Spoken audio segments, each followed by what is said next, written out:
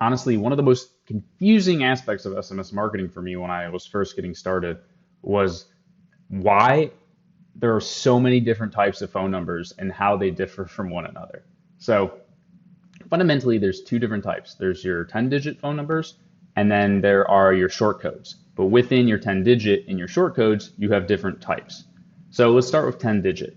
And 10-digit is best for local businesses or low volume e-commerce merchants. First is person to person. This is not approved for SMS marketing. So if you're using an SMS marketing platform that uses P2P numbers, you're incompliant, and you're not compliant, and you should find a new SMS marketing platform.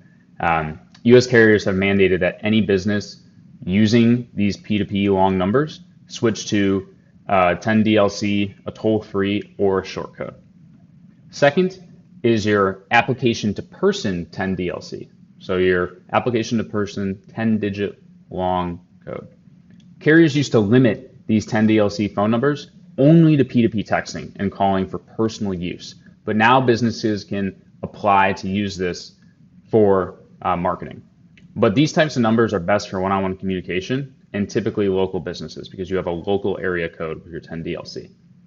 And it doesn't allow for as much throughput per second of messages. Last is toll-free. So it doesn't have a local area code, but it has a higher throughput of messages per second. Then you have your short codes. So short codes are best for high volume merchants. Think like 20,000 subscribers or more. There used to be shared short codes. Those were banned about a year ago now and are no longer available. Essentially what would happen is, let's say there's a short code, 34567, and that short code was shared by 5 to 6 different brands.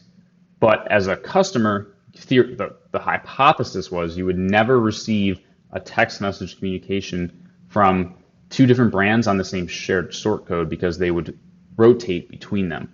If you were a subscriber to all of them, it would move on to another shared short code. Now, those have been banned, so you don't have to worry about them. Next is dedicated short code.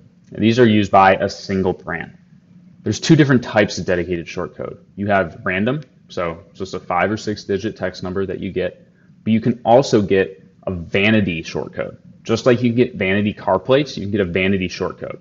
And you see this a lot with some of the larger brands because, for one, they can customize it, and maybe the numbers equate to letters that have some sort of meaning or even particularly spell out the brand name. And then it also helps with brand affinity, and it's easier to remember. So are the random short codes, but the vanity typically can be even simpler to remember.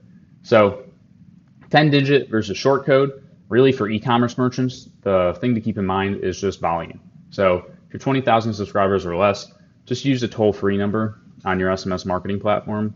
Or if you have 20,000 subscribers or more, or just a higher volume of text going out, that's when you should start looking at a short code. Or if you really care about the branding aspect, because it is easier to remember a 5 or 6 digit code. And when you're doing text to join keywords, like, hey, text family to 2542 versus text it to a toll-free number, it's not as seamless of an experience. So those are the main differences. And typically with our clients, we opt for the short code route.